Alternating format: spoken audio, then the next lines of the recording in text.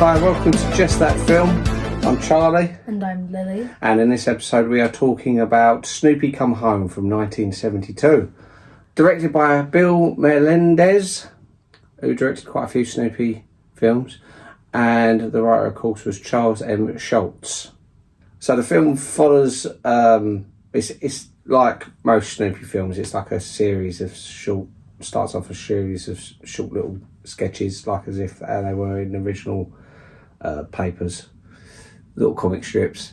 But then it turns into a story about Snoopy's original owner, who's been in hospital for 3 weeks. It never says why she was in hospital. No, which I think is a bit...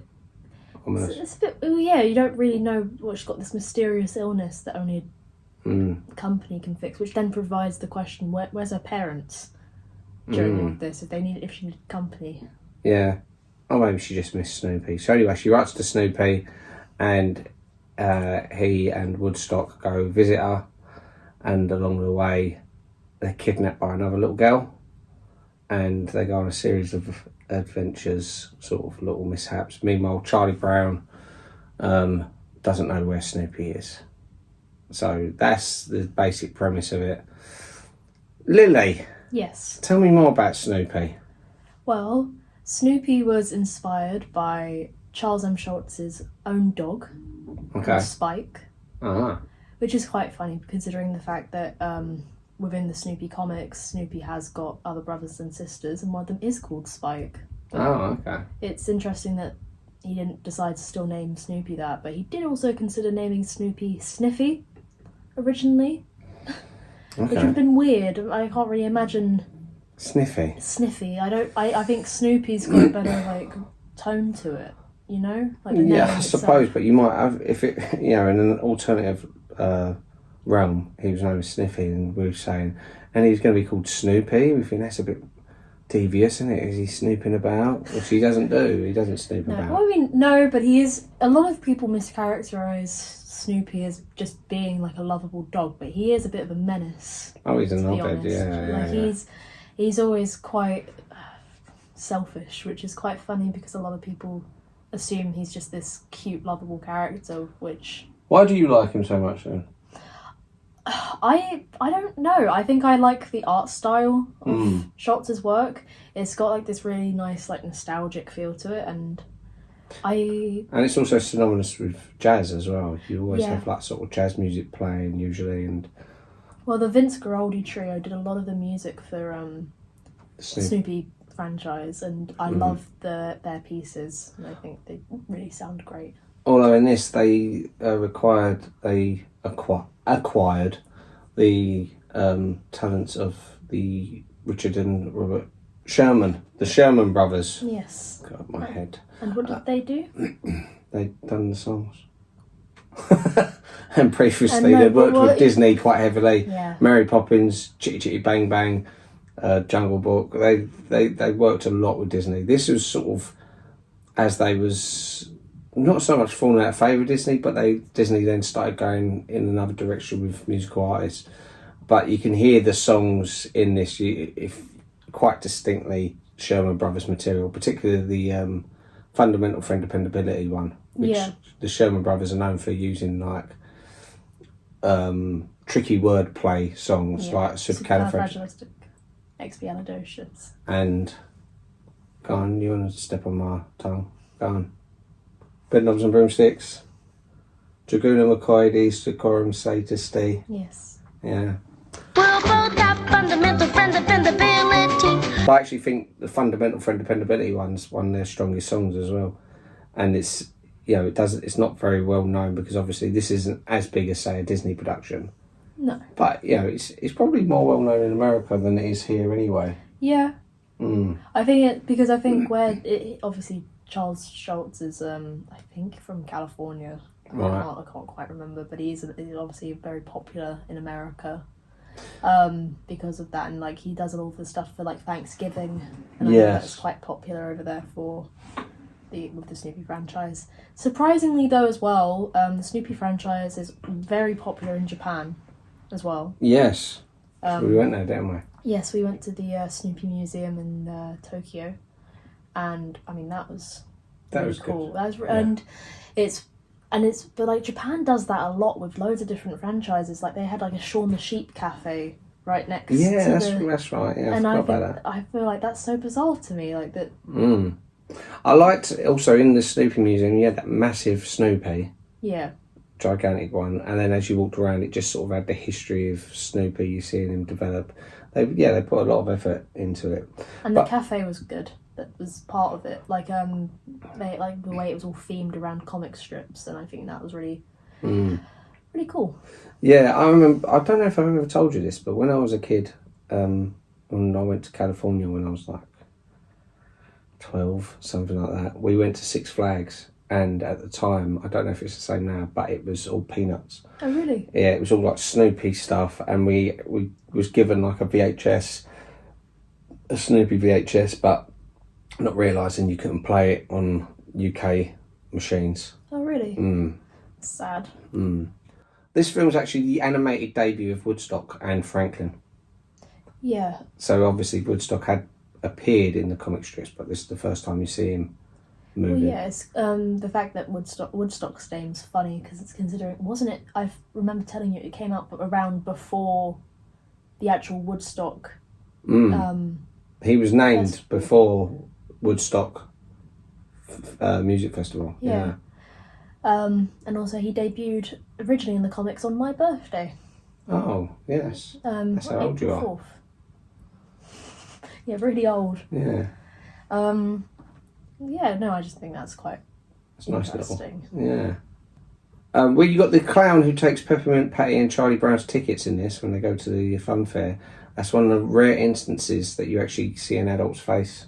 A lot of kids' cartoons do that though. I think it's kind of because in a lot of kids' cartoons, so much weird stuff happens, and so it's adults are scary. No, it's more like the idea I can think of, like when you're a kid. You don't really include adults into like all the fun stuff that you're doing, so it kind of feels like that kind of thing. Yeah, they also always used to, because of cartoons, they didn't like the idea of sex or any sort of sexual thing. You used to always have that characters would be with their aunts and uncles. Yeah. Things like that, Uncle Donald and stuff like that. They're very rarely sort of go into, like, in this you never see their parents, do you? No. The children. You know, loads of them have siblings, but that's about as far as it goes family wise. So I think that's also more of an American driven thing as well. Yeah. You know, the Bible Belt, and they're all very sort of Christian views. They don't want discussions about things like that. All the stuff like the Hays Code, that was still prevalent, I think. Yeah, I mean, not as much late in the 70s, but definitely 60s and 50s, I think. So. Yeah, going back on when you said about Vince Guaraldi, yes. This was actually the first Peanuts production without a musical score by Vince Guaraldi, who had composed all of the previous specials and the first and previous movie, A Boy Called Charlie Brown, from '69. This was deliberate, as it was an experiment by Charles M. Schulz, who specifically wanted a more commercial Disney-like feel for this film, which I get. I agree with you. I like the jazz sort of theme of Snoopy, very laid back, and it does sort of veer away from that for this. It's more theatrical, you know. I think I kind of missed that in this film. Like I didn't. I remember seeing this as a kid, and I liked it as a kid, but I think it used to really weird me out at points. I don't know what it was, but I remember this film used to really weird me out for some reason, even though nothing that weird happens in it. Well, as the girl kidnaps him and chokes him and throws him about. Yeah, but no, I don't know where that was, but anyway. Clara. Is that her name? Yeah, it's never identified as Clara, but it says on the end credits. And she's based on an unnamed girl from the Peanuts comic strip who kidnapped Snoopy in a similar manner. Oh, fair enough. Well, yeah. Reminds me of someone I know as well, who's like that with animals, chokes them and pulls them about. Not you. You don't actually know someone like that. No, well, she's just very sort of like, you know, where you get some kids that, my favourite, and picking up cats when they don't want to get picked up and stuff like that. So yeah. I like a lot of the other Snoopy specials that, like the the Charlie Brown Christmas special, but I can't remember which one. It was like the straight-to-TV movie. Quite a lot of them were. Yeah. Yeah. That was quite good. And then the most recent Snoopy movie, the 3D animated one, that was Charlie Brown was voiced by Noah Schnapp. Oh, really? Yeah, which is fun. So who are your favourite characters in Peanuts then, apart from Snoopy? Apart from Snoopy? Out of the kids. Is there ones you don't like? Because I never liked Lucy. I don't mind Lucy. I think my favourite... She's a bitch. She's just horrible to everyone, and she's so violent. She kicks people, hits them and stuff. And anyway. I quite like I like Charlie Brown. I find him sympathetic because everyone's always so mean to him. Yeah.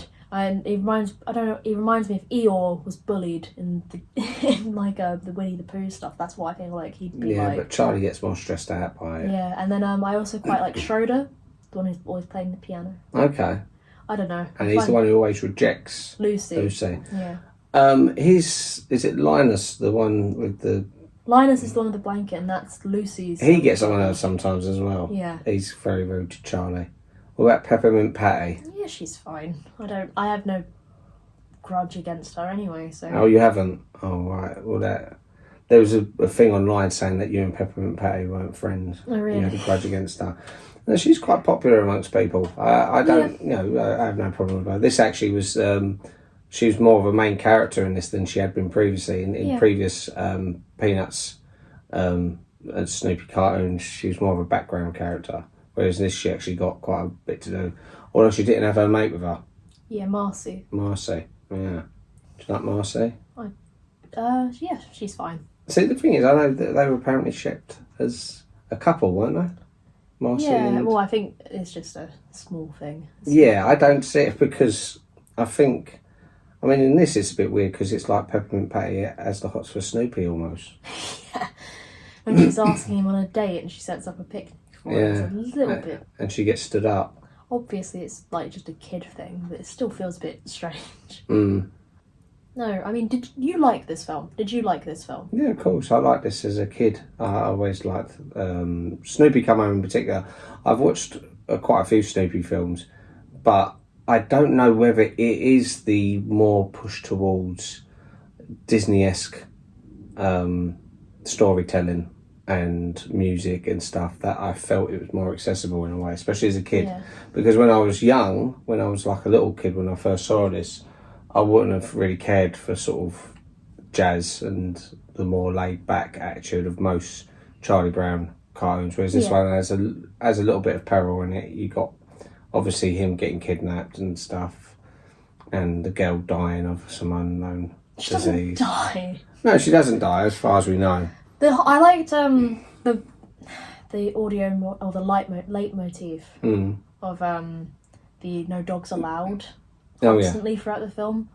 No dogs allowed. No dogs allowed. No dogs allowed. That goes for kids. Thought that was quite clever. Yeah, I like that. And I liked how all throughout the film it really gets on his nerves, like the whole no dogs allowed, and he always gets kicked out. But the one time, like he would have wanted it to not be. Oh there. yes. Like when he gets, it's like oh, here it is again, and then suddenly he gets to the house. He didn't It's really a good want payoff. to be there. Yeah. You could see because so basically at the end of the film, Snoopy decides that his previous owner Lila needs him more than Charlie Brown does. So he says goodbye to all his friends, hands out all his records and everything, goes to her place in bits because he doesn't really want to leave everyone. And then this is the one time he sees the No Dogs Allowed sign and thinks, yes, I'll get out of jail free card. That's another thing I noticed. So he was playing Monopoly. Yeah. And Charlie Brown goes to jail. Yeah. That was on the wrong square. Was it? If you look, because he's got the jail and the free parking. Yeah. And he lands on what would be the go thing. Oh. But he says, oh, no, go directly to jail. Oh, so in reality he should have... Yeah, but I think that was just... I think that was a mistake on the part of the mix-up between the animators and the dialogue. They probably just thought, oh, just draw a Monopoly board. They didn't actually think through, well, he does land on the go to jail thing. Where's that? I don't think they cared, but yeah. 7. Go directly to jail. Do not pass go. Do not collect $200. Good grief. It's not a bad kids' film. No. I feel like judging it quite critically is a bit harsh considering it is only a kids' film, but I do almost think it's a bit of a misstep to make it so Disney-ified. Well, they're obviously just trying to make it more mainstream, something to sort of... I mean, what Disney film would have come out around about then, 1970? Bedknobs and Broomsticks was 71. The Biscuit Eater, 72. What on earth? When a bird dog trainer receives a dog that he deems unteachable, his young son... who cares? Okay, what about... Is there any animated films? No, I don't think. Right, The Aristocats was 1970 and Robin Hood was 73, so it was in between that era. Which was funny, actually, because you noted there was a song in this, a bit of music sounded a bit like Love from Robin Hood. It was like this really hazy bit, so maybe, obviously, if they did both... Was the something brothers... Sherman Brothers, were they the ones that did Robin Hood? No, they did. I remember the music was done by various other people, but I can't remember exactly who done Love. If we still had the Red Book, I would remember. You know, one of the guests at Snoopy's goodbye party has the number 5 on his shirt, and this is probably supposed to be 5, an easily forgotten character from the Peanut strip, whose whole family had numbers for names, including his sisters 3 and 4. His full name is 595472. Fair enough. That's a weird...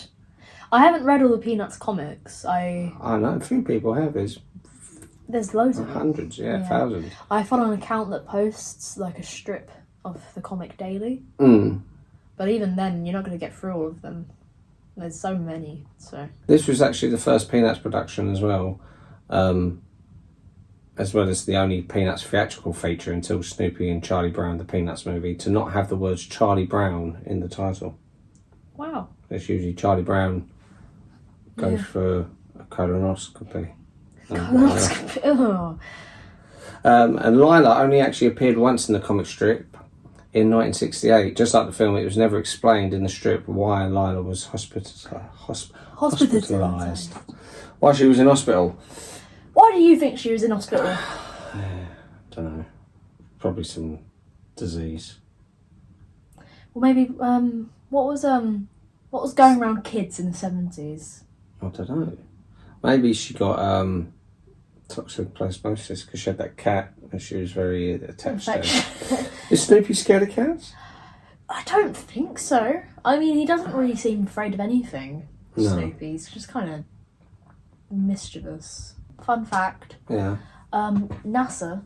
Snoopy is one of the mascots of NASA, and a lot of astronauts that go into space, when they come back, will be given a little pin with Snoopy on it, an astronaut's costume, which I thought was quite... It's worth going to space then. Yeah. Just sitting in space, get a Snoopy pin out of it. So. Yeah. Phil Ravenscroft sings the song No Dogs Allowed in this movie, so he's like, no dogs allowed. He's also the singer of the song You're a Mean One, Mr. Grinch. Oh, that one, yeah. So you can tell because of how deep his voice is. Yeah. Yeah, the thing is, I love animation like this, though. Like Snoopy animation. But, like, it's also, like, in, like, the Dr. Seuss animations and, like, just generally, like, old Disney animations. I really miss that 2D That very, drawn. simplistic, stylised.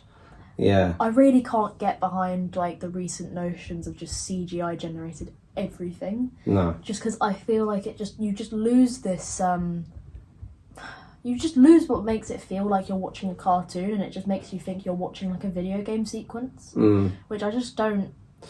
No, I get that. It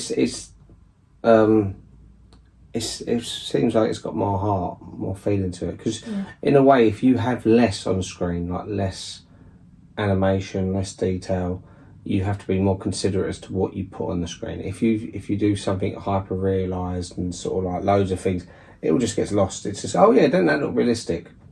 So it doesn't what? need to look realistic though. I think part of what makes good animated films is this idea that you can allow a child to imagine the rest of the details. Like when we were doing the big Disney rewatch, I remember when I can think back to when I was a kid, and a lot of these films like looked so much more was like the visuals on it like were so much more detailed in my head, but it's because of the fact that you're a kid and your imagination gets away with you. Like you can really imagine yourself in these stories. Same with like the Snoopy thing. It's probably why it freaked me out so much, because you side on the main characters, and I felt bad for Snoopy getting kidnapped by this girl, even if it was only for 5 minutes, because that was really the only scene that used to resonate. Yeah, but I used to play that a lot because I liked the song. There's quite a few good songs in this as well. I liked the song that the girl sort of writes, which is saying like, "Please visit me." Yeah. Remember me, once I called you my own. And the Charlie Brown one, I meant in near the end, where he's on his own. It's quite... Snoopy in general has sort of more... It's more dour than, say, most Disney. Just when you're sure of a dream that you planned, that's when the scenery changes. It changes.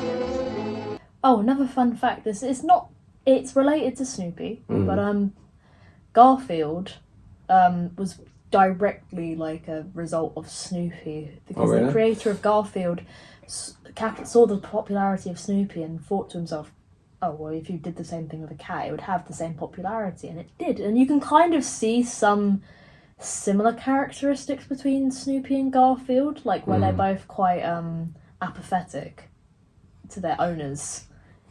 Garfield was entirely made for profit, whereas Snoopy's a thing that was just genuinely thing towards kids. Why? That's a bit cynical, isn't it? Surely everything is made for profit, whether it's towards kids or not.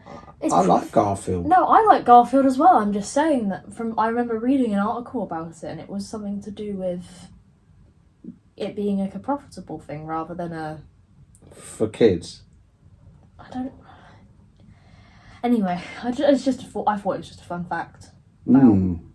Disparaging remark for poor Garfield. I like Garfield. I like Garfield as well, especially when his weird twin brother's voiced by Tim Curry. Oh, right, yeah. In the animated. The film.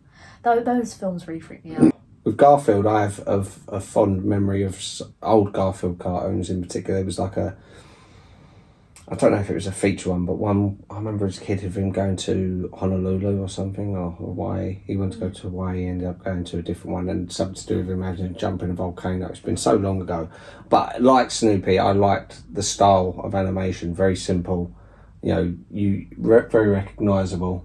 Yeah. So I can see how they sort of lend from each other. Garfield's faults are more sort of, he's always spoken in his films, like his faults are always spoken. Snoopy, his faults are often written in the strips, but very rarely do you hear his faults in the films.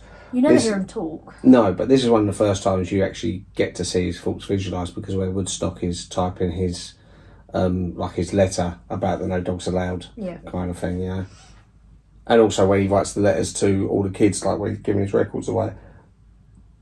You're getting all choked up. I am. I like that he gets all his stuff back at the end as well.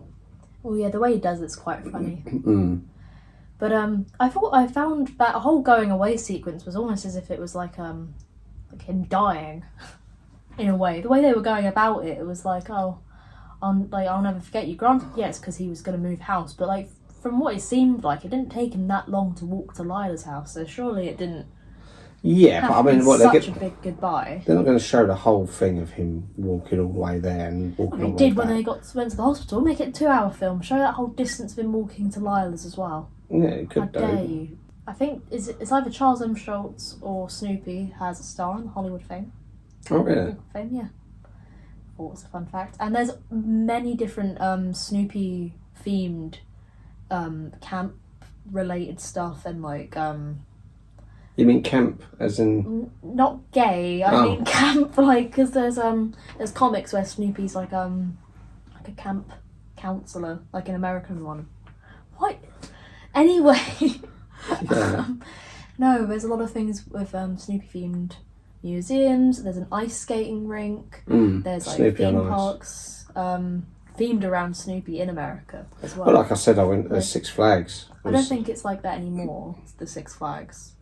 It might not be. There's various Six Flags. I don't think there's just one. This was the one that was in California. I remember going to.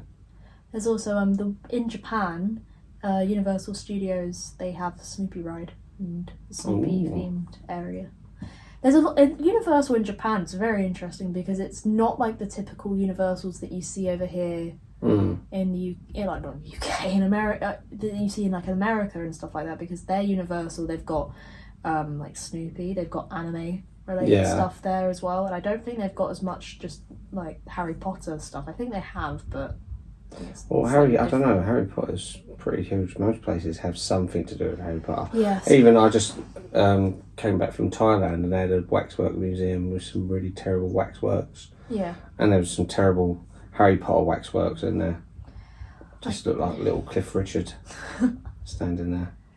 Waxwork museums always freak me out though. I think it's weird trying to craft these things that look exactly like a person, and also like how do they regulate the temperature in those places just so the wax doesn't melt? It's not wax like a candle. It's like a hardened wax. I know. I mean, it would melt if you put high enough, but yeah.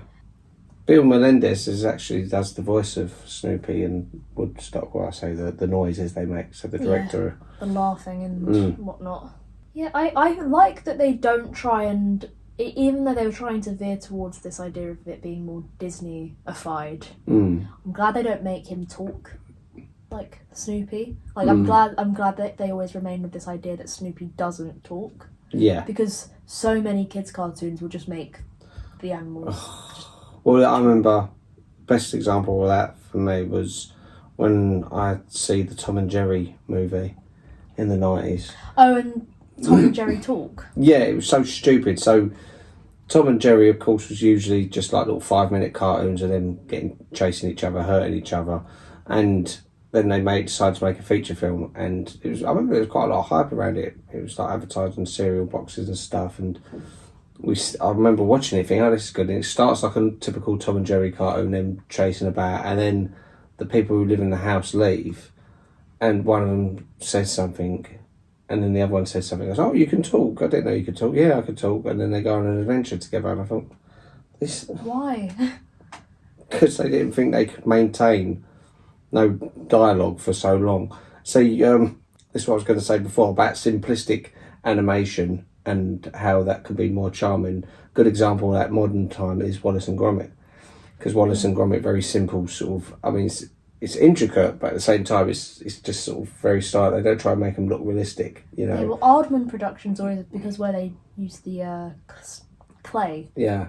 I like that, and I think stop motion, I can accept that as a way of making a 3D, almost realistic like film, especially with things like Coraline. Obviously, that's not Aardman, but you know what I mean. No, I know what you mean, stop animation, yeah. Like Laker and Aardman, like I like the way that they do have 3D animated films, but they don't try and go out of their way to make these things realistic. There's still this thing. Well, it's it's still stylised. But that's what I like about like the Wallace and Gromit one we had last year. You had the Vengeance Most Foul. Yes. And you have a character, say like the penguin, Feathers McGraw.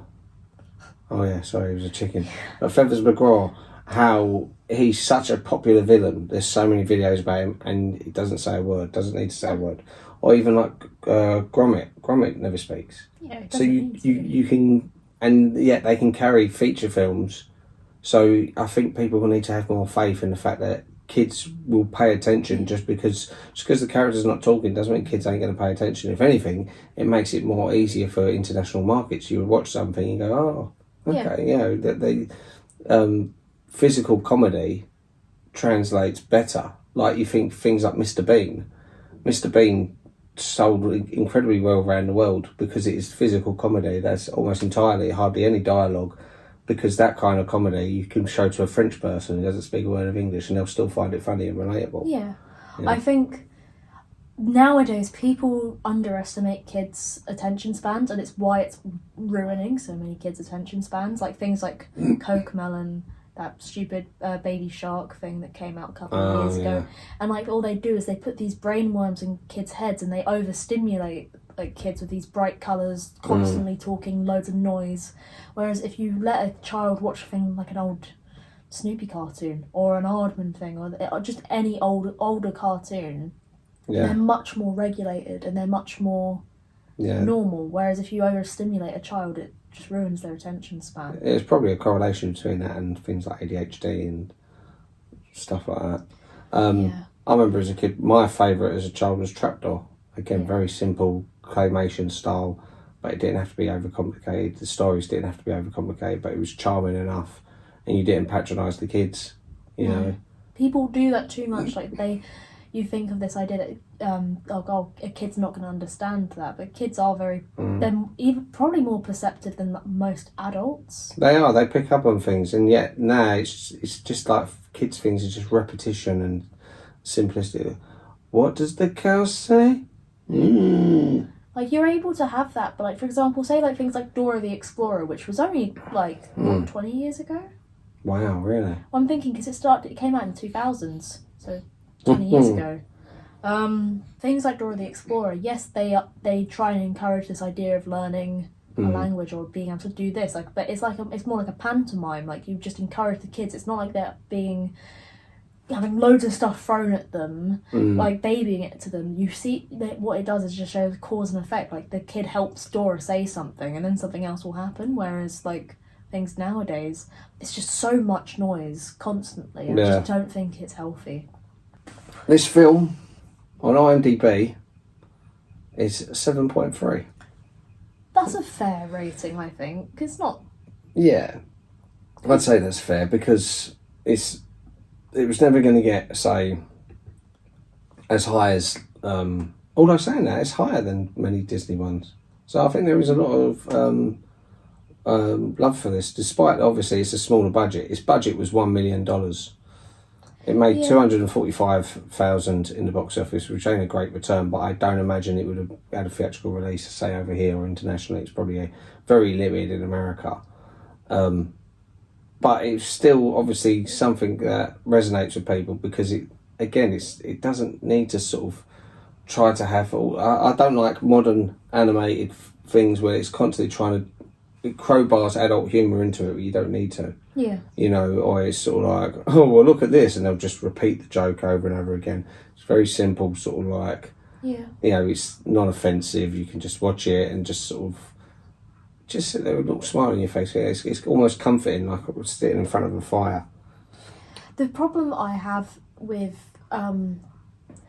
the way that people approach kids' cartoons nowadays, and like that, the idea of like what you said, like the adult humour that they overload with it. Like you could have that in older cartoons, but it'd be sleek and like and discreet. Like you wouldn't necessarily pick up on it unless you were an adult.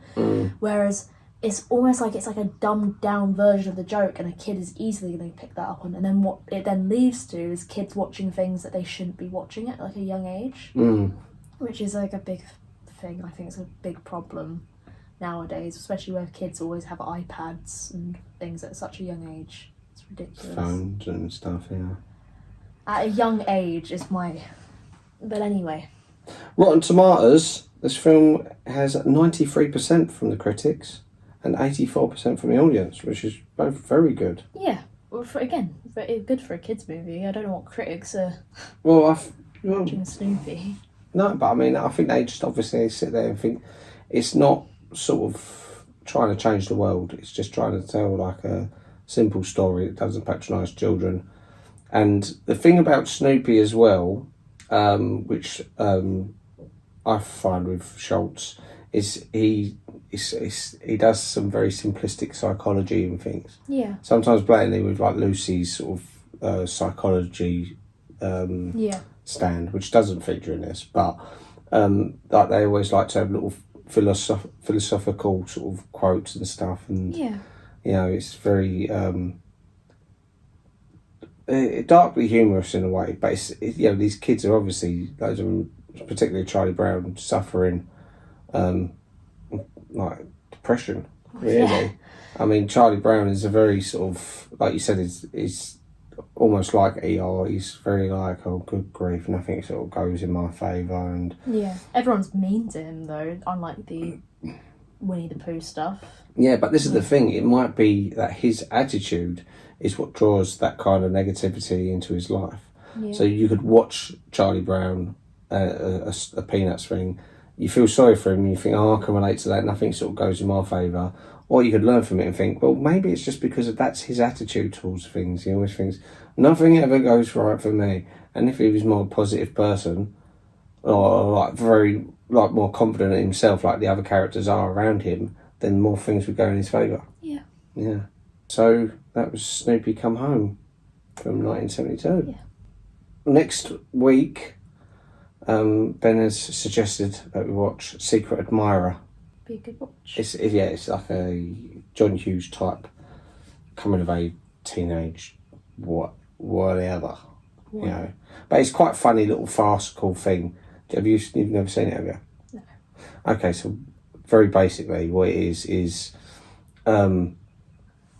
this girl likes her friend who's a boy, who's always liked him, and she writes a letter to him. He thinks it's come from someone else. Yeah.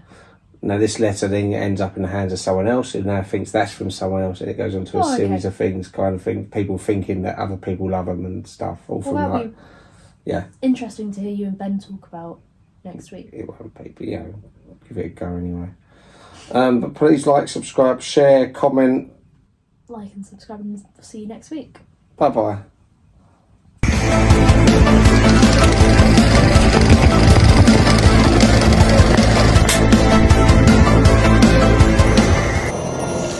I wish I were big.